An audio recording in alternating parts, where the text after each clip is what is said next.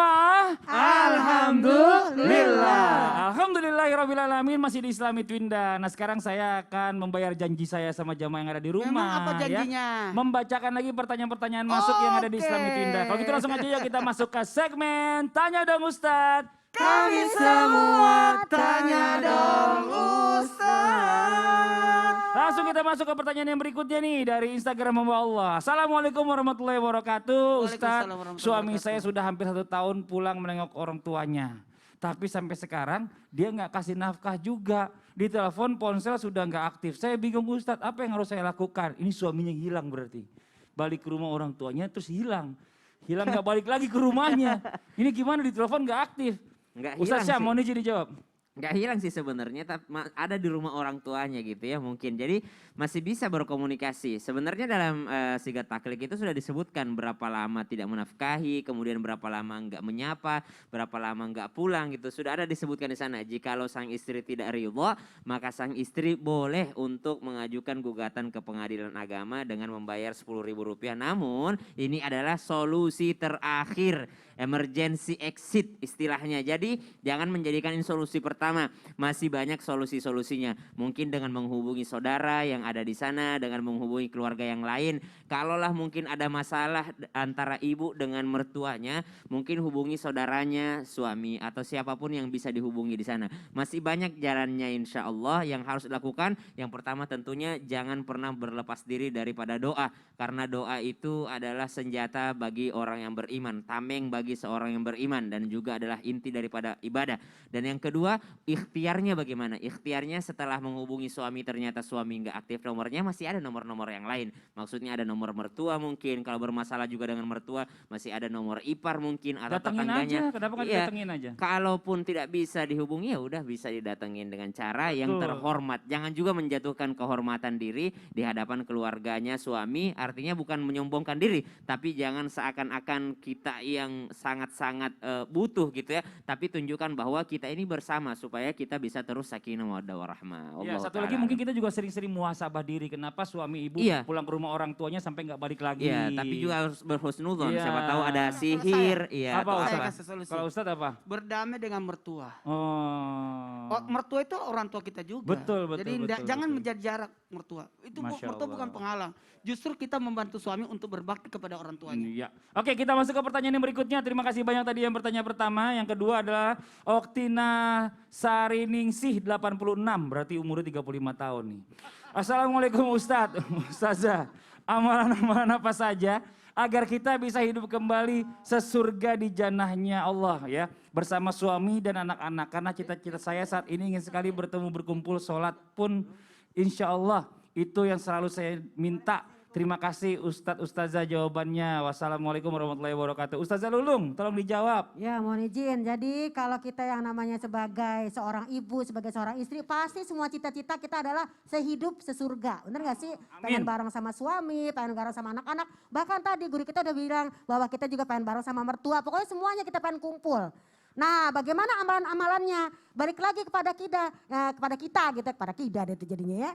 Di kodri mata tani, tanalu mata tamana.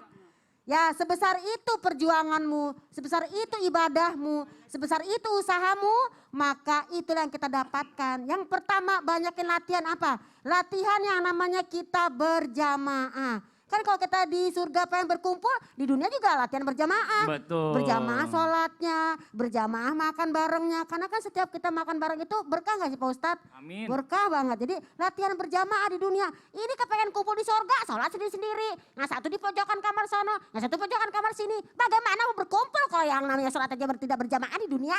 Ngomel saya jadinya ya. Iya. Mohon maaf ya. Dan yang kedua, kuatkan iman kita. Karena memang dalam surat 52 ayat 21, Allah akan kumpulkan kita sekeluarga ya.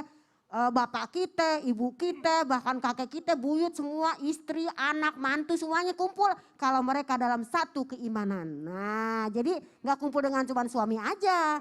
Gak kumpul dengan anak doang. Emang gak mau ngumpul sama mertua? Orang tua. Sama orang tua kita, sama besan, kakek, nenek, cucu, buyut gak mau. Masa cuman suami istri aja sih? Iya egois banget. Semuanya kita doain, kumpulkan di surga. Bagaimana doanya?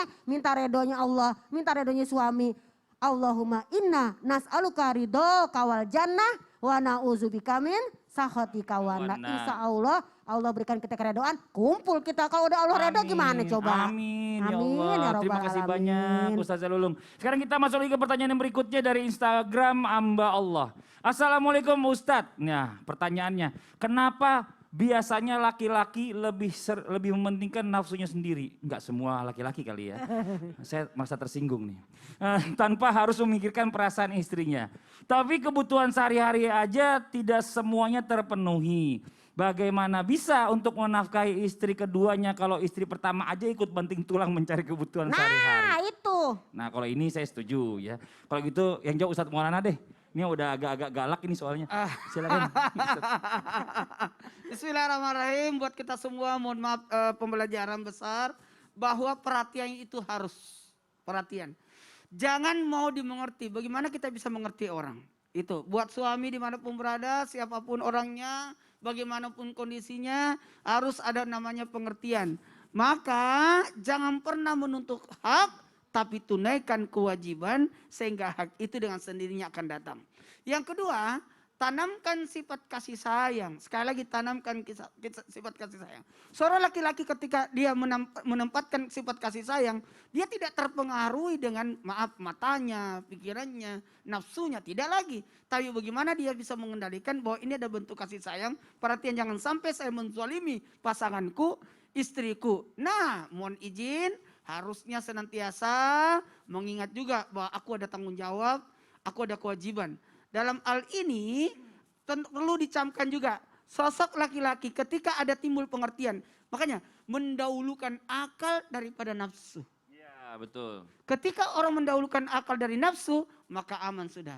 Yang Masya terakhir Allah. Ya. harmonis. Masya Allah. Terima kasih banyak Ustadz Maulana. Terima kasih banyak juga yang sudah mengirimkan pertanyaan ya. Buat yang belum dibacakan jangan kecewa. Insya Allah nanti dibuatkan tema atau mungkin dijawab di lain waktu. Kalau gitu sekarang waktunya kita sama-sama kita angkat tangan kita berdoa bersama. Mudah-mudahan doa kita bersama ini diijabah oleh Allah Subhanahu Wa Taala dipimpin guru kita Ustadz Syam. Tafadhol Ustadz Syam. Tapi guru-guruku. Bismillahirrahmanirrahim. Alhamdulillahi Rabbil Alamin. Allahumma salli ala Sayyidina Muhammadin wa ala alihi wa sahbihi wa sallim. Na'udhu bi kalimatillahi tammati min syarri ma khalaqa. Bismillahilladzi la yadhurru ma'asmihi syai'un fil ardi wa la fis samaa wa huwa as-sami'ul 'alim. Allahumma ishfi mardana wa mardal muslimin kama qulta fi kitabika wa idza maridtu fahuwa yashfin. Rabbana hab lana min azwajina wa dhurriyyatina qurrata a'yun waj'alna lil muttaqina imama. Wa sallallahu ala sayyidina Muhammad walhamdulillahi rabbil alamin. Amin amin ya rabbal alamin. Demikianlah perjumpaan kita hari ini, semoga bermanfaat. Wabillahi taufiq wal hidayah. Wassalamualaikum warahmatullahi wabarakatuh. Waalaikumsalam warahmatullahi wabarakatuh. Barakallahu lakuma wa baraka alaikuma wa jama'a bainakuma.